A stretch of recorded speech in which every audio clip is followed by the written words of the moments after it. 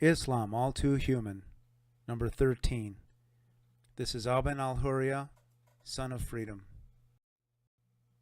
Purpose of this series: to show that Islam does not have a divine origin, that it is merely a human doctrine, that it has mere human origins, and therefore is not binding on humanity.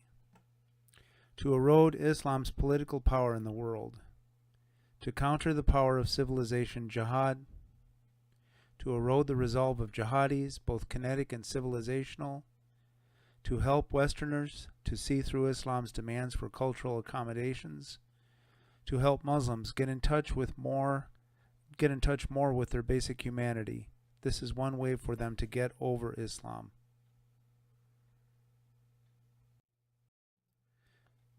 Number 13. Islam and dogs. Once upon a time, Allah created dogs. In Genesis, God says that everything He created was good.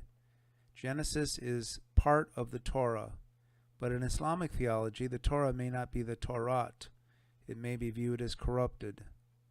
But for some reason, in the 7th century, a man who claimed to speak for God, that is Allah, began claiming that dogs are haram, that they are unclean. What does it really mean that the same Allah who created dogs now transmits to His prophet through His special angel Gabriel that dogs are now unclean?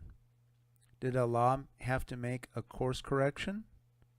And why could Allah have not created a clean dog in the first place? Does this mean that Allah is finite in power, or His design capabilities are limited? Let's survey some passages.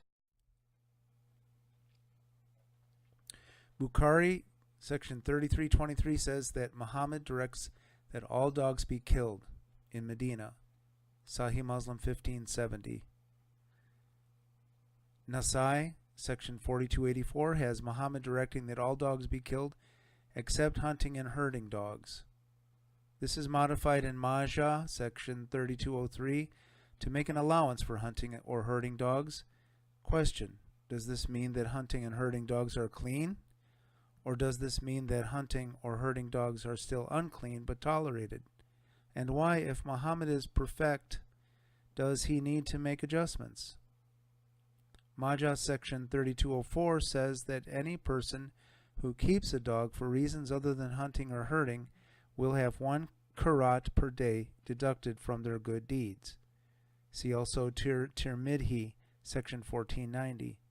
But Nasai, section 4284, and Bukhari, section 5480, say 2 karats a day.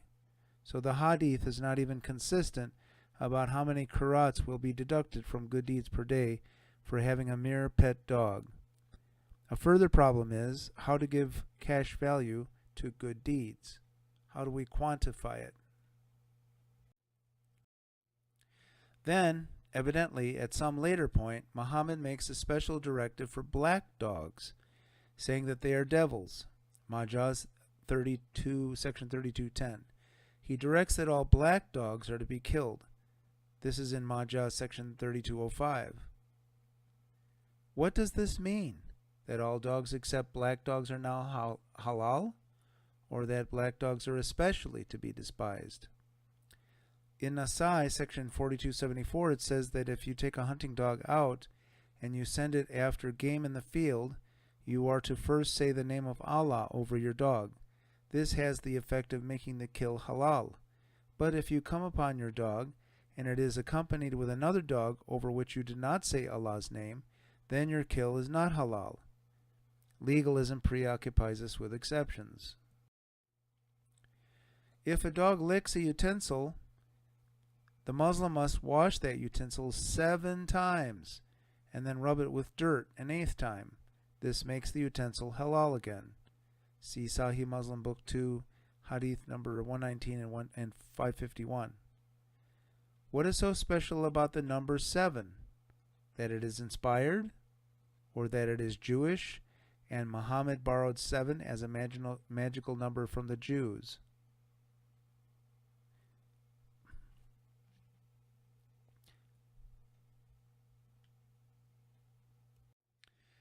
In Nasai, section 4276, Gabriel says to Muhammad that angels don't enter a house in which there is a dog or a picture.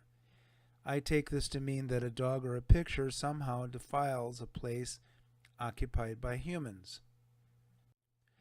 Nasai section 1103 has Muhammad directing people that when they prostrate, they are not to rest their forearms on the floor like dogs do. Dogs are haram, and we don't want to look like haram creatures. When a person is praying, they must create a holy space in the direction of the Qibla. This space is about 1.5 meters from the head when touching the floor. Its limit is demarcated by a barrier about 32 centimeters high, or by the end of the mat. Any donkey, woman, or dog which passes through this space nullifies the prayer. See the references here. Notice that here women are unclean just like dogs. Unclean here means that they somehow obstruct men's approach to Allah. Why? Is Allah so weak or fragile? On one occasion, a prostitute saw that a dog was dying of thirst, so she tied her head, covering her shoe, and drew water with it and gave the water to the dog.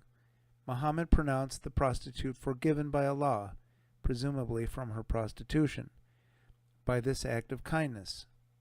Bukhari section 3321. Does this mean that her sin was a small sin, or that she was of little worth? I think that in Islamic theology it was the latter. Question: what are we to make of all these teachings on dogs? A hypothesis is that Muhammad acquired these beliefs about dogs from pre-Islamic superstitions about ablution and ritual cleanness. In fairness, Bukhari section 1828 says that rabid dogs should be killed, but this seems to reflect a softening from what appears to be the original directive by Muhammad to kill all dogs in Medina. The Hadith literature are inconsistent about regulations about dogs. The more nuanced remarks by Muhammad about specifically black dogs and pet dogs versus allowing for hunting and herding dogs seems to indicate the evolution of doctrine, which suggests the humanity of the origins of Islam. The addition of qualifications connected to dogs, for example, black dogs are really bad, herding and hunting dogs are okay, suggests the doctrine of abrogation at work. But doesn't the doctrine of abrogation cut across the inspiration of Muhammad? What did the white-haired man say when Toto, a dog, pulled back the curtain? Why would an all-wise God need to correct himself? I am fully aware that Sharia law prohibits philosophical theology, but people need answers. Isn't the doctrine of abrogation a denial of the human growth of doctrine? A denial that the doctrine is developing? Or horrors, a denial that the doctrine is a human product? Dogs are either clean or they are not, right? That you must wash utensils soiled by dogs 7 times and then rub with dirt points to the ritual or fetish nature of the Islamic concept of cleanness. That you must kill a rabid dog points to the public health aspects of cleanness. Islam, as a 7th century doctrine, seems to conflate religious cleanness with public health sanitation. This concept of ritual cleanness found in Islam suggests an ancient Jewish or an animistic origin of these regulations found in Islam. They have no counterpart in the modern world and must be modified by our enlightened understanding of public health. My thesis in all of this discussion is to show that, on its face, these regulations about dogs do not have a divine origin, but merely come from Muhammad's prejudices about dogs, which are likely to have come from his surrounding cultural milieu. So the aversion which Muslims of today have toward dogs merely comes from Muhammad's prejudices toward dogs, which are most likely to have come from earlier pre-Islamic beliefs about ritual purity, most likely from ancient Judaism or animism. This is just one more area in which we can see the mere humanity of Islam. Question to Muslims: do you still think that dogs are ritually unclean, aside from sanitation issues? What I mean is, do you still think that dogs are foul on a religious level? What is it about dogs that would make them foul, other than that Muhammad didn't like them? Will you now class service dogs with hunting dogs and herding dogs? It seems that your theology would require that you do so. But then why would it be such a stretch for you to make dogs halal as pets? Because Muhammad didn't like dogs? Let me put the question another way. If your hunting dog brings you a bird that you have shot, do you pet it and praise it? If yes, then what would be so bad for you to pet it because you like it? Would Muhammad allow you to love your dog? Of course not. Well, why not? Because he said so. Do you really think that Muhammad's negativity about dogs is inspired? Have you ever heard of dogs referred to as man's best friend? Would it be so hard to receive dogs as gifts from Allah? Dogs love to be petted and give humans much love. What kind of theology denies humans the pleasure of an animal which seems to have been created for our companionship? The same theology that makes pictures of living things haram.